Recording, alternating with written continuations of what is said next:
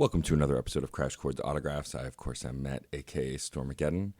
And before we get into this week's episode, I, of course, want to thank my patrons, as I always do. So Rob, Case, and MJ, thank you so much for your support. If you'd like to get a shout-out at the top of an episode, you can go to patreon.com/Stormageddon and give it any level 5 or above, and you'll get a shout-out here. There are tiers lower than $5, too. If you just want to give a little bit, all of it helps to help build out this podcast and the other podcasts I work on. Really quick, I actually have something worth plugging. If you're listening to this the week it came out and you're going to PAX East this weekend, I will be there in some semblance of official capacity. I am on a panel that I'm really excited about called All is Fair in Love and BioWare. It is a panel talking about the love interests in BioWare games and why they still affect us to this date. And then we're also going to argue about who is the best love interest from every BioWare game and probably fight to the death over it. It's going to be a lot of fun. I'm being joined by Liana Rupert, Morgan Shaver, Jesse Vitelli, and Kenneth S.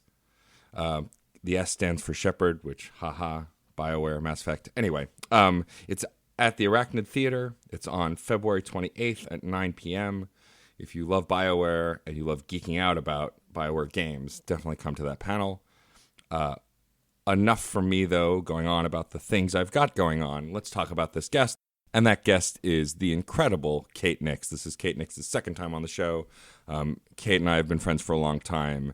She's kicking ass and taking names, doing live music on Twitch, as well as live talk shows, interacting with her entire audience through the medium of the internet, a thing that I learned a lot about through her as well. And so I'm happy to have her back on the show to talk about how promoting her music has shifted from not performing live now that she performs online all the time, and more. So I'm really excited to have Kate back. I hope you enjoy our conversation.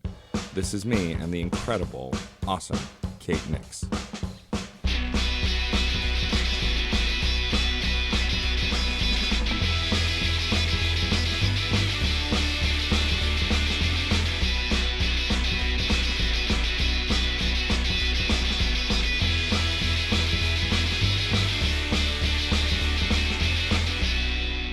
Well, thank you, Kate Nyx, for joining me again. I'm really excited to have you back on the show. I'm excited to be here. I basically never get asked to talk to the internet about my music, so any chance to do so is extremely appreciated. And we go way back to the burlesque days, the Haley Jane days even. Yes.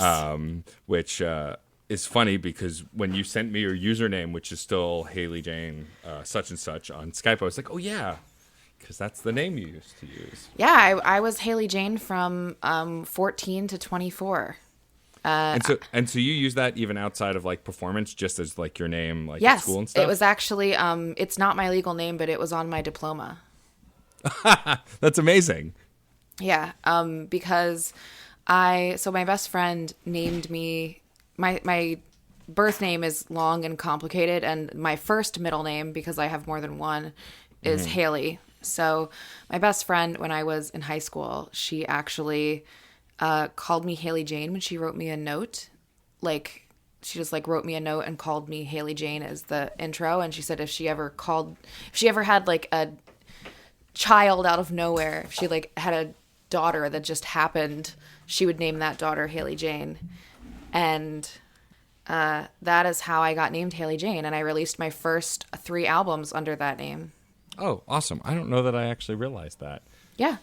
You actually can find my first like studio record on iTunes under Haley Jane. It's actually why I can't upload it through DistroKid and stuff to get it distributed elsewhere, because it's still under my former stage name and I have no idea how to cancel the contract with iTunes. Oh, wow. Huh. Would you ever consider like re-recording it and releasing it under Kate Nyx as like new old stuff? Oof, that record is not good, I'll say. It's not good. Okay. It's a fine record to have made when you were a 17-year-old goth kid. If you were a 17-year-old goth girl who went to online high school and you were going to make a record about killing your peers and leaving and having a music box house full of like reanimated child brides, it's a great record. But outside of those very specific circumstances, it's going back and reading your diary. I've been making music now and producing it for 15 years. either by myself or with a very limited team and releasing it independently. And it's fine in the scheme of things, but I've definitely made much better things since. There are some songs on there that not only I would consider to be classic sort of Kate material that I might revisit, but I would never revisit it in its entirety. There's just some of the songs on there are just rough, rough in content, rough in quality. It's just rough. Yeah, I think you're not alone in that sentiment. The episode before this one airs was with Schaefer the Dark Lord, and talks about how he has like 30 songs that he's never released that he wrote to learn how to write, and that he'll never release for that reason, because they're rough on multiple levels. Yeah. I did not have the presence of mind to not record them. I was like, no, people have to hear my art. This is important. There are people that like only that record of mine too. Like I have fans that have only liked that record. Interesting. It's an industrial punk album, and I never made another one like it. Like pretty much all my other stuff has either been me and a guitar, acoustic or electric, but that whole record was programmed. Like I was very into Nine Inch Nails and Jack Off Jill and Emily Autumn, and it was it was a very specific genre of its own. It had like some metal qualities sometimes. There was some noise elements to it. Really just like full on crazy, creepy girl stuff. And whilst I have visited those themes since then, it's never been like completely, I didn't, like go full gimmick like I did on that record. Like the cover is just a lipstick, and the back has like, it's all like grunge fonts and stuff. Like it's a really 2007 record. Like an of the time record, like screams that time period. But the people who I went to high school with, who went to my online high school with me, were very impressed by it. And I was definitely a rock star in my own right in high school. I mean, that's pretty neat. You know, we could all wish for that, right? Yeah. I mean, that's all I wanted at that point in time. I mean, I also wanted to be like Lady Gaga level famous. Well, I guess Lady Gaga didn't exist really then. But that's true. But that's before I understood what it was like to be an independent artist and what your life would really look like. Now I want to be much closer to where I am now, which is, right. Doing the weekly Twitch thing and talking regularly with people who enjoy my work and, like building a community based around the values that I've represented in my music. For sure. And like that's where I kind of wanted to start is, so we've always known each other and been friendly on the internet, but I think where we bonded the most is when you started doing your trying to release a video every week. And you were looking for someone to like hold you true to it. And I said, look, I'm trying to stream, which I also struggled here and there with. And so I was like, I've got your back, you get my back, and we'll check in with each other. And we did. And you did it for a while. And that's how I was always a fan of your stuff, but I kind of got more personally invested in you after that because you were a lot more personal on your channel when you were releasing videos that frequently. I know that shifted a bit, and now you're focusing more on the weekly live stuff and the music stuff. But talk a little bit about what maybe you learned from doing all of those YouTube videos and checking in so often and creating in that way. Well, I used to do the YouTube thing when I was a kid. Like part of the reason why I was doing, like around the time I released that record, that like Dolls and Music Box record, I was starting on YouTube as well, doing weekly, sometimes twice a week, makeup tutorials. This was back in like early 2008 into 2010-ish was like when I was most active. And then I was doing weekly vlogs. I mean, more than weekly. I was a teenager that had like a shitty job and lived with her dad. So like I had a bunch of time to just make content on my MacBook. So I did that all the time. And there are fans of mine who have maintained a presence in my life since those times. Like there are people who remember me primarily from my makeup tutorial days when I was 17, 18, 19. And when I turned 29 on 9/19 2019, or sorry, I was the year before, I was the 28. So I turned 28 on 9/19 2018, and 9 plus 19 is 28. So I was like, I have to do something this year. I feel like the numbers can't lie. This is complete bullshit. I don't believe in any of this. So it's just like a totally made up fantasy world in which I was like, this is important. And for some reason, I guess I've survived this long.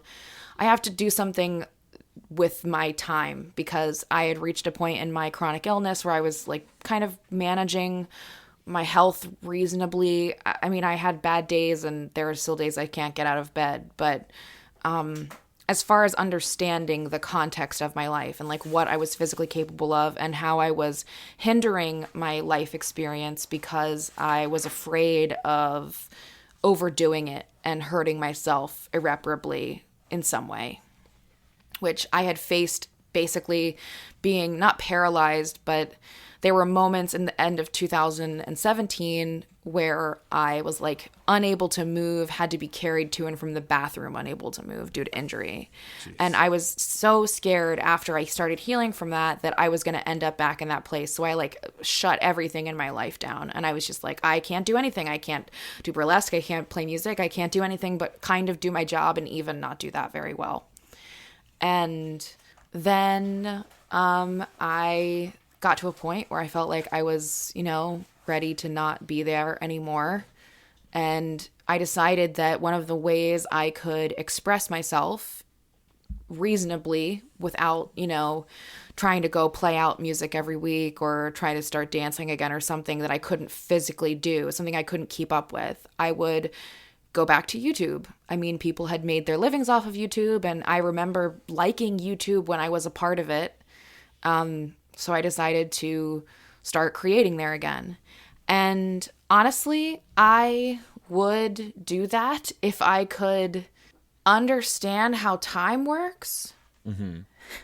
Because I can't, I'm still figuring out the level of energy that I have in my life for anything. Right. And I haven't figured out how to maintain relevance in the digital media space whilst also staying alive.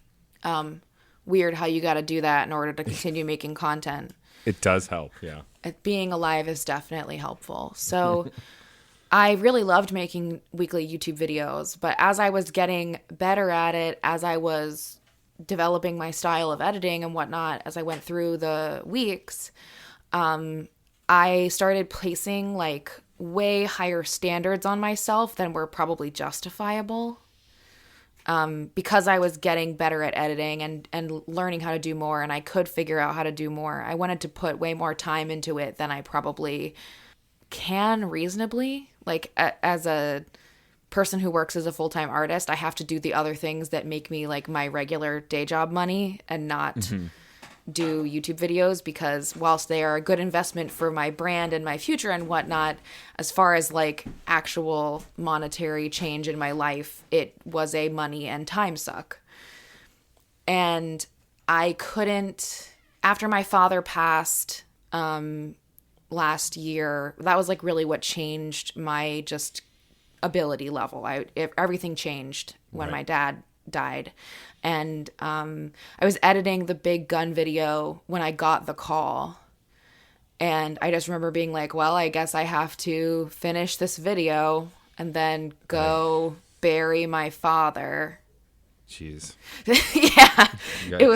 It's just like one of those things where like you just feel, on one hand I was like, he's really supported my art and he supported me, and I knew I had to finish it. But on the other hand, I was just like, this is different. Life is different. And I never really got back on the horse after that.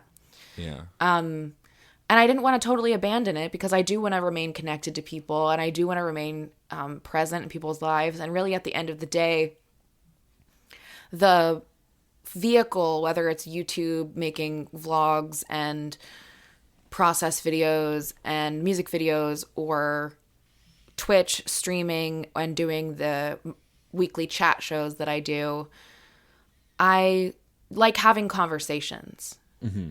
And to me, the art has never been, even when I was doing burlesque, the reason that I liked it so much was that it all felt like a conversation. Like I would do something and the audience would do something. And sometimes things wouldn't work or things would change or whatever. And that, I like thinking of myself as a maestro of an orchestra that is the audience rather than any one specific thing. Like, yes, I'm a musician and I care about musicianship and I care about making music that people can connect to, and that is true to how I feel as a musician. But I feel the same way about, just doing my chat show on Monday. Like, I want you to have an experience and feel like you are in a safer, not safe place, like nothing can be said or done to harm you, but in a place where you can feel safe to be honest about yourself and without judgment.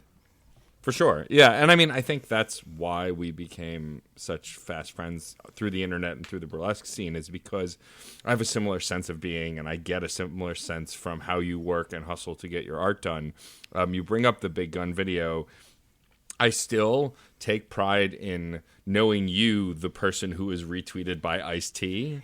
About I know, I felt like it was like a sign. I don't believe in signs from God or any of that stuff, but I was like, thanks, Bob. Like, when like I got the call that my stepdad had passed away, and then I know I called him my father because he is my father, but he is like legally my stepfather. I get the call that he passed away, and I finish this video, and I post this video, and then Ice-T retweets it and tags Lori Petty, and I'm just like, well, thanks. I guess you do support me. Like, I'm sure you were screaming when you saw it, but like, I, knowing you as well as I did and knowing how that would make you feel, made me scream, because I was just like, oh my God, Ice-T retweeted my friend who did an awesome cover of his song. There are people who say that that's their favorite song of mine still. Really? Interesting. Yeah. I mean, I've yelled at you enough about what my favorite song is, so, I try not to do it too much these days, but Blood and Bone I don't think will ever be dethroned, just because it just hits me in the right place. I think the newest one that I'm, not the one that I'm working on with Brian Viglione, but the other one, I just released it through Patreon, The Best You've Had by Far. I think it could usurp Blood and Bone. Ooh, interesting. I'm looking forward to hearing it. Oh, yeah. I might have heard it already. You released it through the Patreon. Is that through the Closet Champion Patreon? Or is that a separate? Okay. No, so I do everything under Closet Champion. So then it's probably my notification somewhere. As you might relate to, I'm so busy doing too many things myself that I don't get a chance to always catch up on the things everyone else I care about is doing. Yep. But I did want to shift the conversation, talking about how you shifted from doing just like scripted YouTube videos to more conversational and the Lullaby Lounge. Like, I know the answer to this for the most part, but I want to share with the audience of like why the shift to the Lullaby Lounge. What made you do that? Besides the absolute endless frustration with social media that we both share, what was the driving force to start doing essentially, effectively, a weekly concert? I remembered when I used to do concerts through Concert Window and stage it fairly successfully. Not like, it wasn't like incredible numbers. I didn't have like hundreds or thousands of people or views, but I had like 20 to 30 people show up. And if 20 to 30 people had showed up to see me at a coffee shop, I would be delighted. So I started to try and see those numbers for what they really were. And that's like, there are 25 people listening to what you have to say right now, like 25 whole human beings. And I, instead of looking at like this like overarching giant idea of what creation and it being a quote unquote influencer, I know people don't like that word, but I actually really like that word. I like the word influencer because I think it's the only thing that defines the way in which I want to make content, because like I don't necessarily want to be your favorite musician or your favorite costumer or your favorite model or whatever. Right. Like I want to be punk rock Martha Stewart. I love that.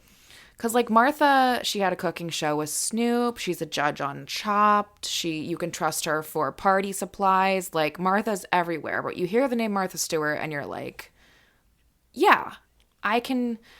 There's quality behind that in some way. I've never had a Martha Stewart product. I mean, that Martha Stewart craft glitter was the like sworn secret of burlesque dancers everywhere. You can always trust Martha for a good product, for some weird Connecticut whiteness bullshit. Just total Hillary Clinton level insanity in a mommier package. And I want to be that for people like me.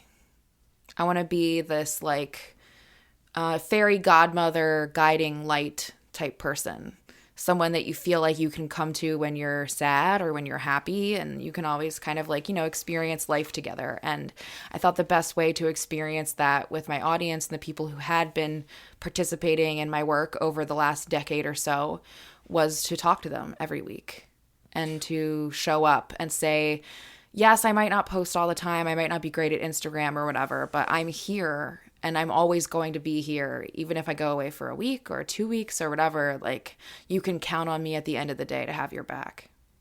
I think that's really awesome. I think also one of the things that I love about what you do is that not only are you a great singer and a creator, but you're also a really good actress. And you also, like, you take yourself seriously, but also don't take yourself seriously. I'm like the Muppets. I'm like the Muppets or Kevin Smith. Like I think one of my favorite makeup tutorial videos, because I don't use a ton of makeup, I like watching yours because I like you, is the Pollen the Pixie Clown Trash Goblin video. Mostly because I love that character so much. You are not the only person who has said such things about that video. And it's because I think when I was a teenager, I also didn't take myself. If you look at my old tutorials from when I was a kid, if the oldest video on my YouTube channel is from late 2007, early 2008, I think, and I am the same exact person, but 17. But I can't represent myself as a professional because I didn't go to college, and I don't have this like,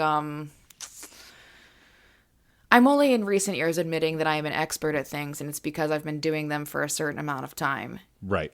And it's very difficult for me to acknowledge that I am good or I hear that. Even fine sometimes. Yeah.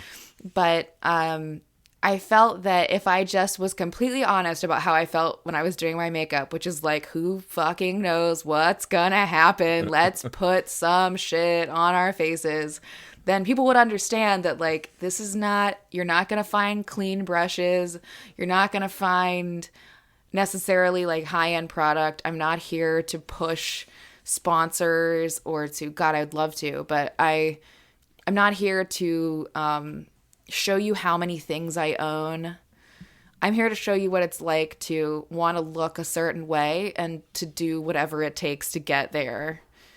And I feel like people understand that, like, frenetic, chaotic femme energy of like, I want to be the glitteriest one, but also I don't want to buy into the horrors of makeup capitalism. For sure. I mean, with Trash Goblin specifically, like, you have a voice and everything. Is that a character that you created in advance of that video, or is it just... No, that's just who I am as a person. That's just fundamentally... My husband is about 2 feet away from me right now. Trash Goblin and that voice is just how I act, right? Yeah, I mean, it should be not Seamstress at Closet Champion, it's Trash Goblin. Yeah. Oh, man, a cameo from Ophidian. Tell him I Yes. love him, because I do. He's currently making a strong bad mask. Amazing. Oh, my God. Awesome. He's the best. I could bring up how your most famous TikTok is not even about you, and it's about jackass. I know, it's about... Listen, the plan was this was part of our agreement when we got married, which is like, whoever gets notoriety or clout or whatever first, the other one is to ride the more famous / rich one's coattails. Like, right. Those are the rules. That seems fair. That was like, it was like right before we said I do. Like, that's the plan. So I am going to do that until I die. I am going to use my more famous husband to get myself over until the end of time. Yeah, I don't judge you in the slightest for that. That's legit. I was like, oh, you have 14,000 followers on Twitter? Here, let me post more pictures of you and I together so that way people actually pay attention to what I do. Oh, you want to use my music in a video? Please go for it. Link to my Spotify. I love you. Thank you. I mean, but it's really that, right? Like, I learned something over the last year. Like, I'm so excited you saw. So we're both, as of when we're recording, because this should come out before it actually happens, but we're both going to be at PAX East. We're both going to be on panels. Really? Yes. Oh, man, you're going to meet my actual, like, blood relative brother. It's the first time we're doing something together in years, just him and I. But because I got a guest spot there, he bought a ticket for all 4 days, and we're like going to PAX East together. I'm really excited. That's awesome. Yeah, I was picked to be a speaker on an all BioWare panel for the Mass Effect and Dragon Age games, pretty much arguing over who is the sexiest alien and best love interest. Very important. It is so important. Extremely. It's going to be me yelling about my favorite lizard son for an hour until they wrangle me, but it's fine. But what's exciting about that is like, so I get it. I get like trying to meet people, and like me being at PAX East on an official PAX East panel is the result of yelling at other nerds on the internet with similar interests through Twitter specifically, and then like joining a community. Like I know you've railed against this plenty of times if anyone watches any of your videos, especially on your Facebook page, but like getting out on social media and getting information out is almost impossible. You know, except on Twitter. And like Twitter's the only place where virality still exists. And like the most connections I've made, the most internet friends I've made, the most communities I've joined is through Twitter now. I've all but abandoned Facebook except for like the occasional check-in and like creeping on other people's pages. But like I'm not really posting there anymore except on the pages because I still have them. But I'm focusing my energy on Twitter because I feel like you could agree, like the connection is just stronger there, it seems like. Yeah, because it's based on like, it's like when you're online dating someone, you know, like when you first meet someone online and all you have to go on is like this little profile picture and you're just having conversations. You get to learn more about each other through your mind in a different way. Like you connect through these little moments of like, like this thing I tweeted earlier today or retweeted earlier today that's just a description of a person in their car lip syncing to something or singing along to something. And it's just such a interesting like idea that is just so weird, and I totally understood exactly what this person meant when they said this and who they were talking about. It's like when you find the stereotype that's you and you're like, oh shit, I didn't know that was me. There were 7 million more of me. I think on Twitter that's a lot easier because on Instagram you have this like, on Instagram you know when you look at it, some part of it's fake. Like that's just the whole thing is fake. You look, especially now that it has Instagram from Facebook, it even reeks more of like fake luxury goods. Yeah. It's this idea of like you have to create an image that is eye-catching enough to grab people. But then you have to have a caption that's authentic enough and honest enough that it keeps people reading and makes them invested in what you're saying. And it's almost impossible to not feel like a Disney caricature of yourself when you're participating in that kind of system. Whereas Twitter is like text, maybe a photo. You're representing a different side of yourself. You're representing something more connected to your values that I think people can associate with more. Yeah, there's just a sense of honesty in the limitations of Twitter and because of how fast it moves. Whereas I feel like when I'm posting on Facebook, I feel like I'm like I still have friends on Facebook who go, "Oh, you have a podcast?" And in my head I'm like, "Dude, I have 4. How do you not know I have 1?" Like it proves that algorithm is busted. Whereas most of the people I've met through Twitter are like, "Oh, you're the podcast and DJ guy. I see all the stuff you're doing. Like I see what you're doing. It's awesome." Like there just seems to be more transparency if you're tuning into it. Yeah. And it's also easier, I think, to get a feel of someone just by looking through like their Twitter feed in a different way versus Instagram is like so curated and specific. And if you deviate too much from the curation, at least as someone who does represent somewhat of an aesthetic brand, it's like what am I supposed to post? Just pictures of my face? Just over and over and over? Just my face? My face and my body. Great. Here's my face and body in a different outfit. Here's my face and body in some makeup. Here's a heartfelt caption about, I don't know, my dad's death. Like, I don't know what you people want anymore. Like, yeah. I feel completely befuddled by Instagram. I was actually talking to a photographer friend of mine about it. It's just because, I mean, it's the same shit as Facebook. It's the same idea that if you don't get that immediate engagement in the first 15 minutes, they're not going to show it to anyone. So it's such a lightning in a bottle situation. Yep. It's a total lightning in a bottle. I mean, now Twitter's kind of recycling this, like they show you tweets that are older if lots of people you know have liked them. Yeah. And I don't love the switch away from the chronological algorithm, but it also means that I'm more likely to see something from people that I care about, and they don't seem to have just totally fucked it up in the same way that Instagram and Facebook have. And maybe it's just because the user base is more, on average, more technologically literate, as well as I think maybe smaller. Mm-hmm. I mean, I know the people I'm following is less on Twitter than it is on Facebook. And also, like, I think it was last year, let go of the, oh, well, I don't know if I should block people. Like now, if it's like, if you come into my Twitter feed with racial slurs or sexist bullshit or homophobic nonsense or transphobia, like I just block you. I don't give you a second chance. I don't need to hear your side of the story. I'm done. Like it's my curated feed of what I want to see and who I want to interact with. I don't need to make space for you. And I think that was very freeing for me. Because it allowed me to feel like I was part of a community I actually gave a shit about. Whereas Facebook, I feel like, I mean, we all have that one racist family member that's still in your feed because you can't unfriend them or you'll hear about it at Thanksgiving or some nonsense. I know. And like, who cares? Just who cares? I can't care. Yeah. I cannot care. The only reason I'm on social media is so that I can do my job. Yep. It's not exactly. like that's it. If I could do my job without having social media, I probably would do that now that I'm an adult. When I was a child developing this brand that became the brand that's mine now, which is like of honesty and vulnerability and creativity and whatnot. When I was a kid, I didn't know how to be vulnerable. I would just spit whatever total vitriol I had on my head out into the void.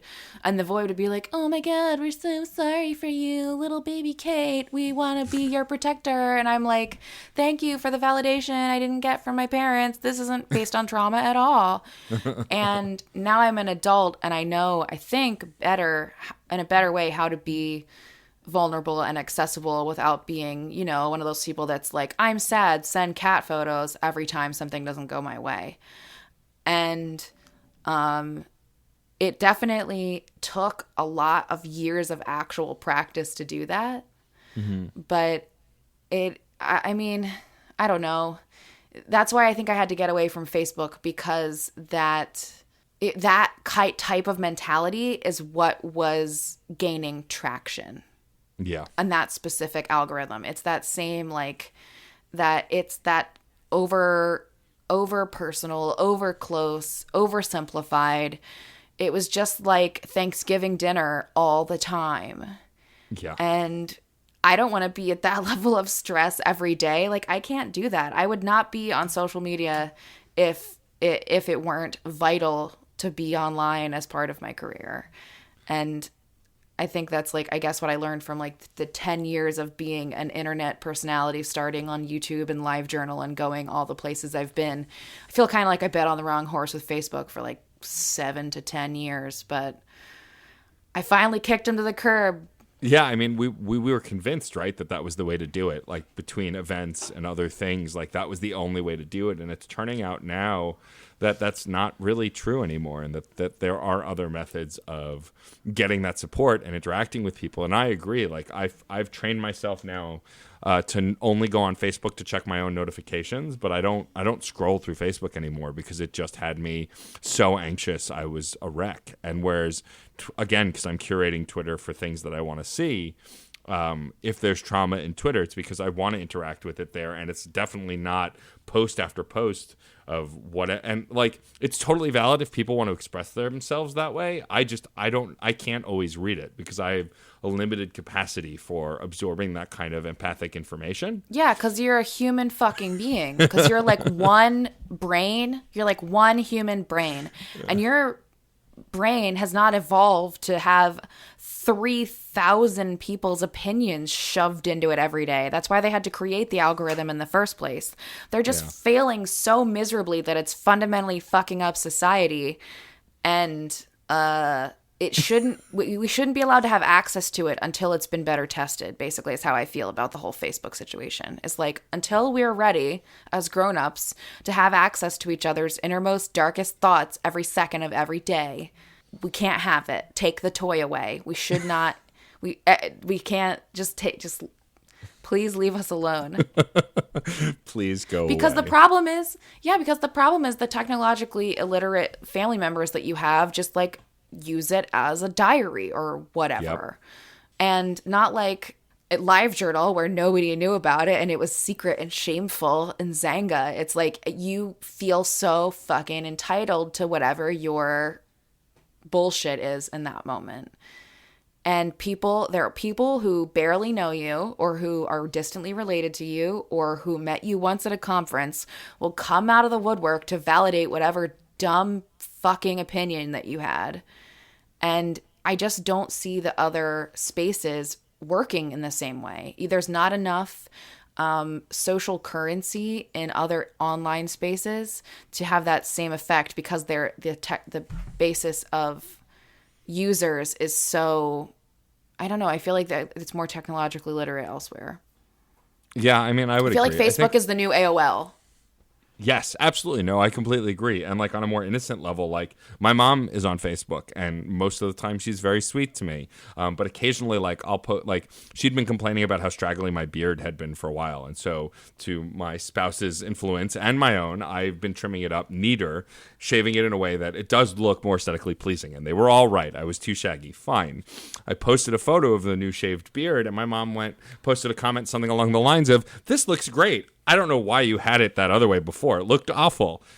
And like, I'm not upset because I know my mom means well, but I'm like, in my brain, I'm like, dude, could you not? You know. No. But the answer is no. Yeah, the answer is I had this thing to share and this is your picture, right? So only you're going to see it. Uh-huh. Mm-hmm. 100%.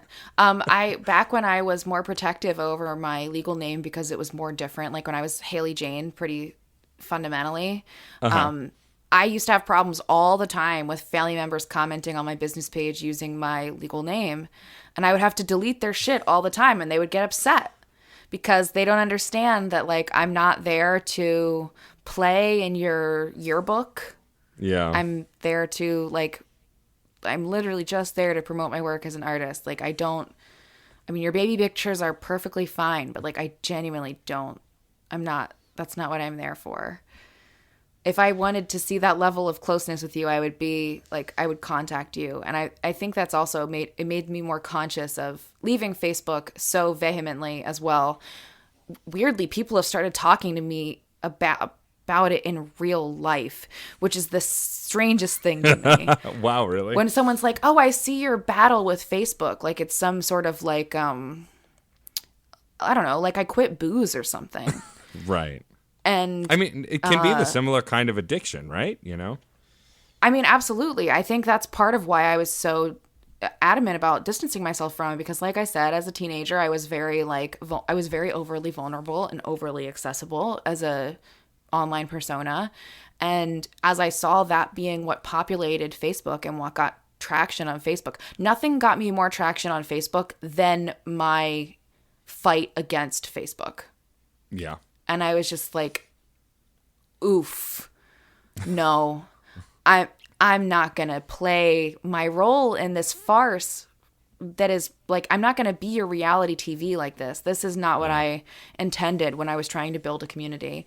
And that's why I started moving to Twitch and Discord and Twitter and things that were focused less on this Thanksgiving dinner emotionality, reactionary space. Because whilst Twitter is reactionary, like it's max 280 characters. And once that person has like lost your interest, you can just not be a part of it anymore. Whereas Facebook, I feel like it's these like long drawn out, there's just too much. It's too much. And Instagram's turning into the same thing because you have to make this authentic caption or whatever. But like, it's not nobody's going to read it anyway. Why should I be pouring my heart out to 10 people? Like it's so much emotional effort. I'm trying to figure out what the balance is there. It's so hard. It's so hard. No, you're not wrong. I'm so hard. No. I think you're right though. Like I've definitely found more camaraderie in Twitter and Discord over the last year than I have. Like I've built genuine friendships with people whose actual faces I've never seen, just by like having a similar sense of humor, believing in similar things and having a place to chat that's not a yearbook is not that nonsense that Facebook has become. And I found myself distancing from it for the same reasons you're talking about. And I think Twitch has been really great for me because once I started streaming and becoming an affiliate, like the pressure kind of fell off once I talked to another Twitch streamer ages ago, and I was like, what if I don't want to stream this thing every week? They went, well, then don't. Like, yeah, dude, and there's no like there's no you magic just don't have answer. to. Yeah. And You I just locked don't. my And then you come back and you do it later. I'd locked my brain into this thing where I was like, well, if I start a series, I have to finish it, right? And this Twitch streamer, Tanya, who Cypher of Tyr, who is a phenomenal woman. I adore her, and I credit a lot of my finding my confidence to her. But she just looked at me dead in the eye, like almost to say, hey, stupid, you don't have to. There are no rules. Just do whatever you want as long as you're happy. And if you have an audience and they're engaging, it doesn't matter. And like a light bulb went off once she said it and was like, oh, yeah, I don't have to do that. Like, you know, I don't have so to make obvious. a YouTube video every week. I can just make music videos when I'm inspired to and maintain in the public consciousness through live streams.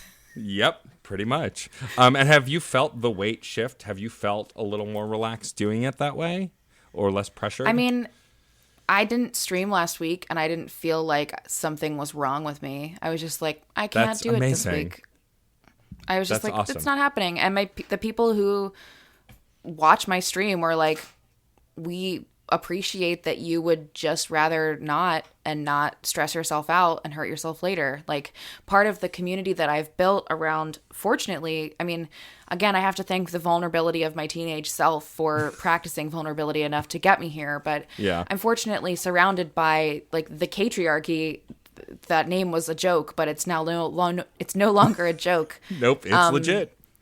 It's legit. The Katriarchy exists, and there are people that are proud to be a part of it. And it's because we have this place where, like, there are boundaries set, and enforcing them doesn't make you a bad person, and changing them doesn't make you a bad person. And I think just allowing people to have a space that's like that, even if it is fundamentally like directed around the creative work that I make, like, yes, it's inspired by that, but I'm as inspired by my community as they are by me, I think, because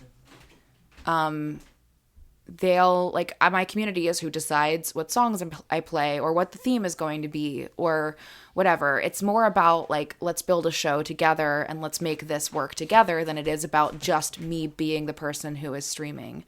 And it's made me feel a lot better about what I make because I feel like, one, I know who's watching it, so I know what to make. And two, the people who experience my work understand where it's coming from and know that there are limits to what I can do. And that's been so beneficial to, I don't know, I just feel less like I have to keep pushing and pushing because at the end of the week, like, I know that Ella and Holly and Sandra and Kendra and Ari, like, I know all these people, like these 12 people by name who are going to show up every week and encourage other people to be a part of it. And it doesn't matter if I take a break because, like, Holly has been a fan of mine for over a decade. Mm-hmm. And Ella has been a fan of mine for over a decade. So they've not only followed me from stream to stream, but like from platform to platform, like from LiveJournal to YouTube to MySpace to Facebook to whatever. Like, I think it's also just the freedom of having like a long-term online career and seeing it less like, oh, I'm starting this new thing, I'm starting this new thing, and more as like just another chapter in the book of the Katriarchy. I mean, that's really well said. I think that it's perspective, right? When we're younger, we think that everything has to happen right now. We have to do these things all the time. Like I've talked about recently in a few places of scaling back how many burlesque shows I DJ. And it's not for lack of love of doing that job, but because some of my podcasts are gaining traction. I'm starting to Twitch stream more. It's just refocusing what I want to spend my time on. And while I love doing shows and I'm not going to abandon producers I already work with, I'm recognizing that there's a thing that gives me less joy than other things that I'm trying to work on. And I'm trying to refocus so everything still continues to give me joy. And I think that's key especially when you're a jack of all trades, trying to do whatever you can to stay relevant. And there's also that, not just like not just maintaining relevance or maintaining like personal joy, but also investing your time in things that are going to get you more than an impulsive joy in the moment. Right. Like part of the reason why I've switched my production energy from burlesque shows to online work is that I have a video that I can then show people later. Like it doesn't go away because it already happened. It just means that I have built this catalog of work that I can be like, oh, you just showed up to the party? Here's all the things that you can see from before. And that makes so much more sense to me as I get older because, like, whilst I love that exchange of energy in the moment, and obviously there are places for live performances always, which is why I do a live stream. Like, even that aspect of being live is very, I think, vital to my creative soul. But just investing your time, your artistic time in work that like you can use more than once. Yeah. I mean, that's definitely key. I think the reason I've leaned harder into trying to do live events and doing live podcasts is because not only does it give someone who might be a fan an experience that they can't get just from the podcast, but also it is an attempt to make things that will live on. Like whether I go back to that convention again or I do that podcast again or whatever else it is. And I think also I've learned over the years that leaning into other people who seem to have similar mind frames on the internet helps too, right? We all, rising tide lifts all ships kind of a thing. Like but I also used to get bitter when I'd be like, oh, I shared this person's thing and they didn't share my thing. And then I realized that doesn't get you anywhere. It's not about sharing for reciprocation. It's about sharing what you believe in, what seems authentic to your style and your feed. And then other people will share it and it'll bring other people in who might share yours. You know, you can't, it's not a 1-for-1 exchange, because if you try and do that, that's where you bury yourself. And that's also such a capitalistic idea about value too, is like, Right. I do this and then you do that. And once you just like break yourself out of the idea that that's just not how art works, like making creative work, you can never know the true value of something to someone. It's that I think has been the hardest thing for me to learn, because you want to look at the numbers, you know, you want to say like, oh, well, I had this many retweets and this many follows and that's representative in some way of my success. I think that having the Twitch stream, the weekly stream, and having people that come back over and over again, like it's made those 20 viewers mean so much more to me. Or, you know what I mean? Like as it grows, it means so much more to me than when I was, I don't know, just like misunderstanding. I was that like follow for follow, whatever. Like, how do we all sort of, I like those photo pods on Instagram, like that shit. Like, it doesn't work that way. And I'm realizing that the long way round is more often than not the way that I end up feeling the most true to myself. And it's not super helpful in 2020 when you have to move as fast as you can and put out content every 2.25 seconds in order for people to remember that you're alive. But I think it's just what's better for at least the type of community that I want to build. For sure, yeah. I feel like also meeting people and shaking hands is always going to be a stronger connection than like a random tweet or a random Facebook post. And like Twitch is an extension of that, right? Like if they see you on the front page or a friend shares it, it's a photo of you, it's an image of you or a video of you doing something fairly personal, and it won't take long for them to figure out whether they connect or are interested or not. And it's more direct than, you know, just sending out email blasts or inviting everyone you know to an event page. Like those kinds of things I think have burned off at this point. They're a lot less personal than, you know, a video or a photo or actually meeting someone in person. Mm-hmm. For sure. I'm trying to do the meeting people in person thing more now that I'm feeling better. That's part of why I've agreed to do the PAX East, like you said. Super excited for that panel. I have watched many a Smack Talk Showdown panel at this point, but I have not actually participated in one. So I am simultaneously nervous and excited. I obviously have learned from the best promo cutter, my husband, Yes. Ophidian the Cobra. So I'm definitely going in with an advantage to the PAX East showdown, but still, to be honest, scared shitless, especially because my brother's going to be there. I think you'll do great. I am quite confident you can talk smack. I watched you talk smack in person at Coney Island, so I am quite confident. Oh, that's true. You're quite capable. That was as a far fun as I'm show. concerned. Oh, so fun. Okay, well, something else I wanted to ask about, because you are still constantly working on new music. You've put out singles pretty frequently. Do you have any plans to put together a new full-length album, or do you see the future of your music as putting out singles whenever they're ready and just continuing to share music one song at a time?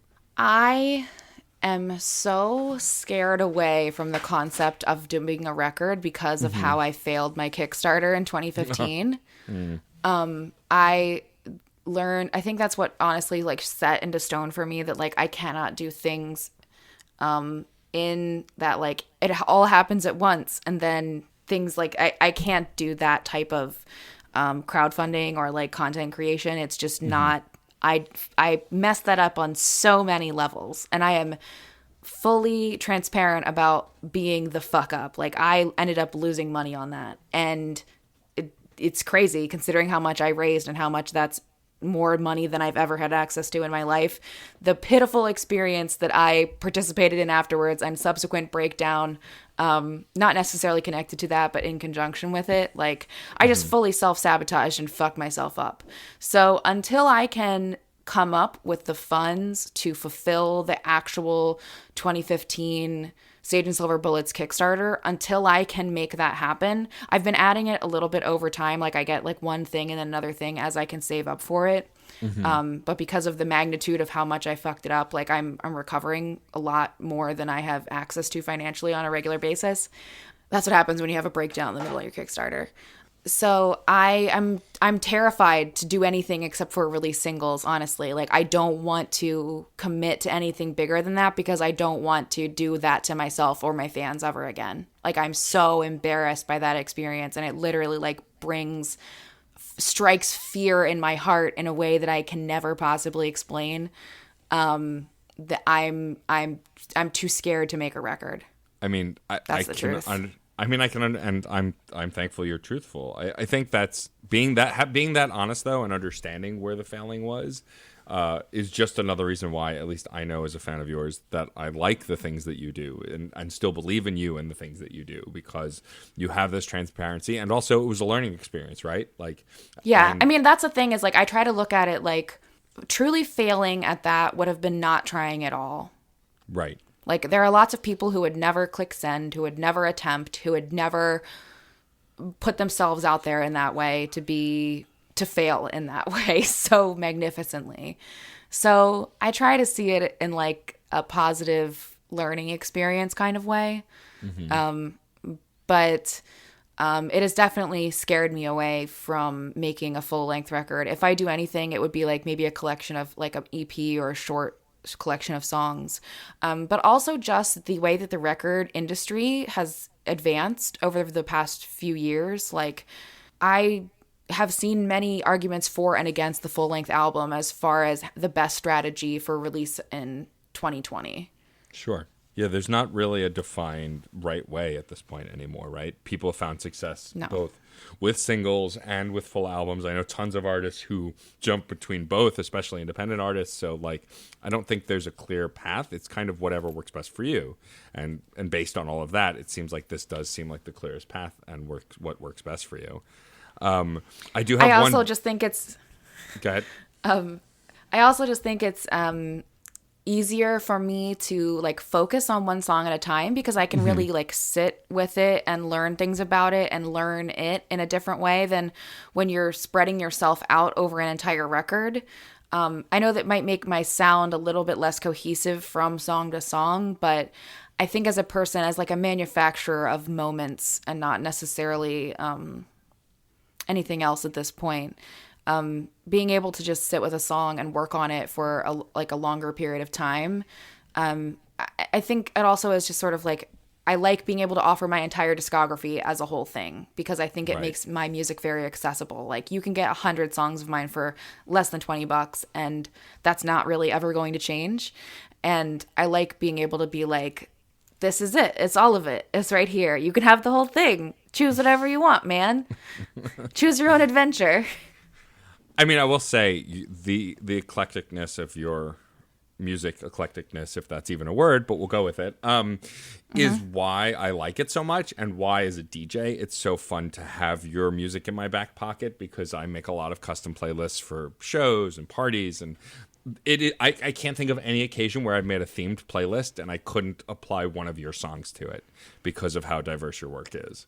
And so as a fan of music, I feel like that for me is the ultimate like musician moment, is to be able to go, it's a party about blood and guts. I got a song for that. This is a fairy party. Oh, I got a song for that. You know, that kind of thing. Yeah, I think also it's just like I started thinking more about my inspirations as far as solo artists of like David Bowie and other like similar bisexual rock stars like Freddie Mercury, and like Queen's music from song to song is like totally different bands sometimes. Yeah. And David Bowie from record to record and even from song to song, entirely different sound, entirely different soundscape and instrumentation and everything. And I have tried so long, desperately, to fit myself into some kind of box where I could be like, this is it. This is what I am. I am a this person. And the answer is, nope. Nope, no box for you. I am all of it. And I'm sorry. God, if that isn't a mood, I'm all of it and I'm sorry. I'm going to like tattoo that on my face. My final big question is, when are we going to get the YouTube series or TV series starring just your cat eating leaves out of the fridge? Because I would watch it forever. He recently, okay, here's the problem with my cat being on camera. He will not stay in one place for very long because he is a brave adventurer. And he's foraging. It's important. Yes, it's important. Trying to film him in one spot is incredibly difficult. But recently we have taught him to, because he plays the toy piano in our house, or he did when he was younger. And I've wanted him to start playing piano again because, like, musicianship, being a musician is important. I'm going to pass that on to my children, obviously. Obviously. So it's just like a little like toy piano, like it's like wood and nice, but it's just a toy.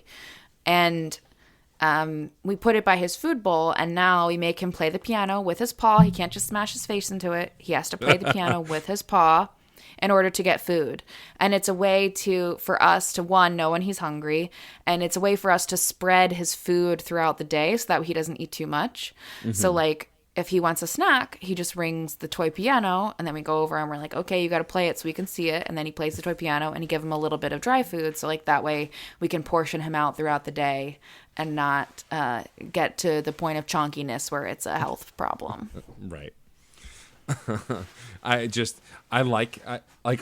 Someone being allergic to cats. Most of the time, if I enjoy cats, it's on the internet. And that one TikTok of you or video or Twitter video of him just eating foraging for the leaves out of the bag, the leaves of spinach, was just so good, because he just having a great time, didn't care that you were there filming, just foraging for green.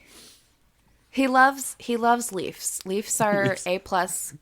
Leaves are A+. He wants them. Well, he doesn't really want them in the morning normally. He normally eats them closer to the nighttime. And we try to give him leaves every day, but sometimes we forget. But the leaves have been about to be dethroned by cheese, unfortunately. Oh, no. Cheese has been discovered. It's a fucking problem. It's way more of an issue than the leaves were, because leaves, like, sometimes we could trust to leave them on the table and he would maybe not go after them. If we gave him his own, he would like learn that was his spot and he is allowed to have those leaves that are by his bowl. Yeah. But we have to put them on the ground because if you put them in the bowl, he won't eat them. Amazing. This cat. But the other day we were making tacos or mac and cheese or something, and there was shredded cheese on the table, and he just like had knocked the shredder off of the bowl and was just eating out of the bowl like a criminal. And Just like like with a no full guilt. hoodlum. Like literally just like whined as I pulled him away. Like totally Amazing. completely brazen criminality. Just total. He wears the stripes of a prisoner for a reason. I mean, obviously. Due to all his crimes. I mean, you know, at the end of the day, for cats, I think that's what it's all about, is to do crimes. Listen, crimes are an important part of cat life. We just have specific crimes that are allowed, and cheese stealing crimes are not one of them. Not. Wait, listen, I'm not gonna lie. Sometimes you're a criminal. Like, laws mean nothing. What is a law? It's just a rule made by someone richer than you. Fuck that. That's true. My favorite We saying... allow crimes in this household. I mean, that's fair. I mean, my favorite saying is "Be gay, do crimes," because at the end of the day, that's an important message for everyone. Listen, everywhere. I'll do basically anything a skeleton in a suit and a top hat tells me to do. I mean, Like, who wouldn't? let's be real. If there is a skeleton wearing a suit with a top hat and he's giving me instructions, I'm just like, yes, sir, lead the way. Whatever I'm you in. need. I'm in for it. Kate, this has been a pleasure. Thank you so much for coming back on my show. Of course. please- Thank you for having me. I don't think at any point I introduced myself. I think I just started talking about my weird shit. Do you want me to say something that's like, hi, this is who I am. Welcome to space. No, it's okay. I do an upfront. I do a pre-roll now where I introduce the episode. So, and I think Okay. I said you by name at some point, and if not, hopefully they've read the title of the episode, the post on the internet. You know, any of those things. No, I know. listen. This is the internet, dude. Like, no one is gonna read any text around anything. They're not even gonna. If it's put in the image, they don't. You're gonna answer their question. They won't know what you're talking about. You just have to. I think that's part of what's so frustrating about the Facebook and Instagram stuff is that like you had to make what you were saying so vague in order not to trigger any of their like buzzwords that Oh would yeah. turn into a sales post or whatever. Yep. Or like think that you were trying to sell them something that you weren't trying to sell them, or you know, directing them off of Facebook or what have you. That's all selling in the mind of the algorithm, right? Yeah. So that like that vagueness that was required to maintain engagement whilst also like knowing in your heart of hearts that this bizarre linguistic puzzle you have set in front of humanity is nowhere near the actual action that you're asking them to do. Oof. They have not read the title. They do not know who I am. Hi, I'm Kate. Welcome to the end of the podcast. Amazing. Perfect. Before we wrap up and I have you do our sign off, why don't you tell folks where they can find you on the internet, the best places to tune in to live shows, talk shows, and get your music? You can find my music on basically every streaming platform. If you type in Kate Nyx, spelled like the goddess of the night, Kate spelled like Kate, Nyx spelled Nyx. If you type that into any of your music devices, whatever, iTunes, Spotify, Amazon, Apple Music, Deezer, Tidal, whatever you listen to music on, you'll find something from me. But if you're one of those people that's like, no, I know that whatever artist I'm listening to on Spotify gets less than 0.02 cents per stream, and I'm one of those people that wants artists to make money, you can head over to katenyx.com/music and buy music, my entire discography, directly from me. Through Bandcamp. That is the best way to get my music as far as making sure you get it like free range, organic, fair trade, artisan MP3s straight from the source. You can also tune into my weekly live stream on either YouTube or Twitch, twitch.tv/Kate Nyx or youtube.com/Kate Nyx. I made it real simple for you. And you can always find me on Twitter and Instagram at I am Kate Nyx. Amazing. Kate, thank you again so much for being on. Please promise me after we're done recording, you will go hug your husband for me because I think he's delightful. For sure. Excellent. He is delightful. You're right. I know I'm right. He comes off all big and bad, like he's so scary, but he's a big softy. But my final muscle snake. He does have muscles. That's true. He's not actually physically soft. A rare snake with arms. Like Trogdor, but not a dragon. Right, yeah, but just instead of one beefy arm, there's two. Two beefy. Oh my god! Now I'm picturing that's going like to be a shirt. Trogdor. We've talked about it. We've talked about making it a shirt. I've talked about it online multiple times now to try and hold myself accountable. I will make this Trogdor muscle snake Ophidian shirt. It's going to happen. I want it so bad. Anyway, enough of our nonsense. Can you please sign us off by, of course, as always, saying music is life and life is good? Music is life and life is good. Bye, y'all. Bye. That's it for this episode of Crash Chords Autographs. Our theme music is by Michael Kill.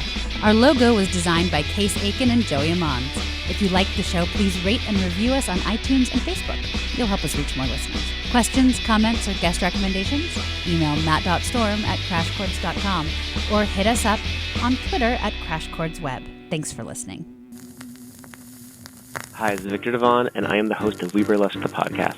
Every Monday, I talk to fabulous denizens of nightlife, including burlesque performers, both seasoned and new to the form, drag performers, performance artists, DJs, and artists who make up their respective scenes. You can find us on Spotify, Apple Podcasts, Stitcher, and more. Please visit WeBurlesque.com to check out episode recaps and see all the formats available.